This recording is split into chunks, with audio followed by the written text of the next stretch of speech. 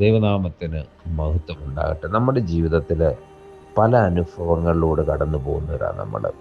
പക്ഷെങ്കിൽ ദൈവത്തിൽ നമ്മൾ ആശ്രയം വെച്ചാൽ പിന്നെ നമ്മുടെ ജീവിതം തന്നെ മാറും.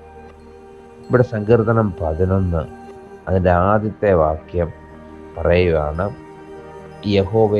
ഞാൻ യഹോവയെ ശരണമാക്കിയിരിക്കുന്നു.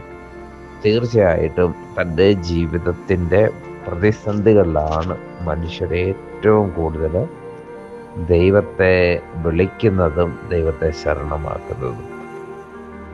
പക്ഷെങ്കിൽ അതേ അവസരത്തിൽ തന്നെ മനുഷ്യനിൽ നിന്ന് നമുക്ക് പല തിക്തമായ അനുഭവങ്ങൾ നേരിടേണ്ടി വരും. ഇവിടെ ഈ സങ്കീർത്തനത്തിൽ ദാവീദിന് ഉണ്ടായ അനുഭവമാണ് ഇതിൻ്റെ തുടർന്നുള്ള വാക്യങ്ങളിൽ പറയുന്നത്.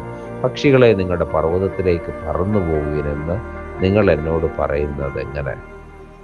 ശരിയാണ്. തീർച്ചയായിട്ടും വിഷയങ്ങൾ വരുമ്പോൾ നമ്മൾ പള്ളിയിൽ പോയി അല്ലെങ്കിൽ വീട്ടിലിരുന്നൊക്കെയും പ്രാർത്ഥിച്ചും നമ്മുടെ ജീവിതങ്ങൾ ഇങ്ങനെ മുന്നോട്ട് തള്ളി വരുമ്പോൾ അനേകർ വന്ന് ചോദിക്കും, നിങ്ങൾ ഇന്നത് എന്തുകൊണ്ടാണ് ഇങ്ങനെ ചെയ്തത്, അങ്ങനെ ചെയ്തുകൂടായോ?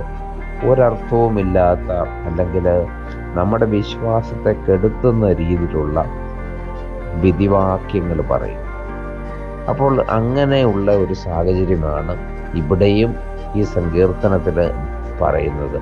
ഇതിൻ്റെ 4-ാമത്തെ വാക്യത്തിൽ പറയുന്നുണ്ട്, യഹോവ തൻ്റെ വിശുദ്ധ മന്ദിരത്തിൽ ഉണ്ട്, യഹോവയുടെ സിംഹാസനം സ്വർഗത്തിലാകുന്നു, അവൻ്റെ കണ്ണുകൾ ദർശിക്കുന്നു, അവൻ്റെ കൺപോളകൾ മനുഷ്യപുത്രന്മാരെ ശോധന ചെയ്യുന്നു.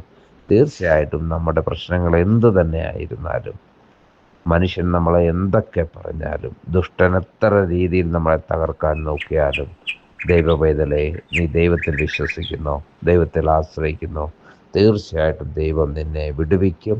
ഈ വചനത്താൽ ദൈവം നമ്മെ അനുഗ്രഹിക്കട്ടെ. ആമേൻ.